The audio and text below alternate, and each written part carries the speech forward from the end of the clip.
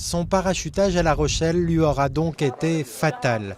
Malgré le soutien affiché de son parti, Ségolène Royal a échoué à l'emporter face au dissident de gauche Olivier Falorni. Une défaite amère pour celle qui fut pourtant élue à 4 reprises à l'Assemblée nationale et qui ambitionnait tout simplement d'en prendre la présidence.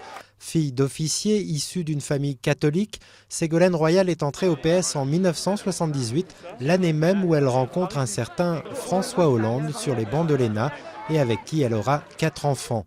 Proche de François Mitterrand, qui en fit sa ministre de l'Environnement, Ségolène Royal a véritablement pris son envol en 2004 en arrachant au Premier ministre Jean-Pierre Raffarin la présidence de son fief du Poitou-Charentes. Transformée en laboratoire de ses idées parfois iconoclastes, cette région va lui servir de tremplin à la présidentielle de 2007. Courageuse selon ses admirateurs, exaltée, voire illuminée selon ses détracteurs, Ségolène Royal n'hésite pas à bousculer les codes du PS. Érigée en porte-parole des sans-voix, elle enflamme les salles de meeting comme peu d'autres candidats. Je ne suis pas une faible femme, je suis, comme disent les Antillais, une femme debout.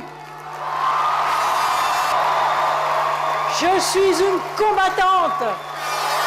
Vaincu face à Nicolas Sarkozy, cela ne l'empêche pas d'apparaître tout sourire face à ses partisans et de leur promettre d'autres victoires. Mais l'intrépide et charismatique Ségolène, désormais séparée de François Hollande, va échouer dans sa croisade contre les éléphants socialistes.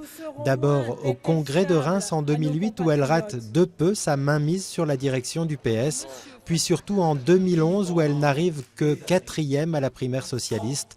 Ayant du mal à cacher ses larmes, Ségolène Royal veut pourtant encore y croire. Je continue à être là, bien présente et au combat pour continuer à faire avancer la gauche. Pendant la campagne, Ségolène Royal apparaît à plusieurs reprises aux côtés de son ancien compagnon François Hollande. Un rapprochement pas forcément du goût de la nouvelle première dame qui n'hésite pas à soutenir ouvertement Olivier Falorni à La Rochelle, quitte à précipiter la chute de Ségolène.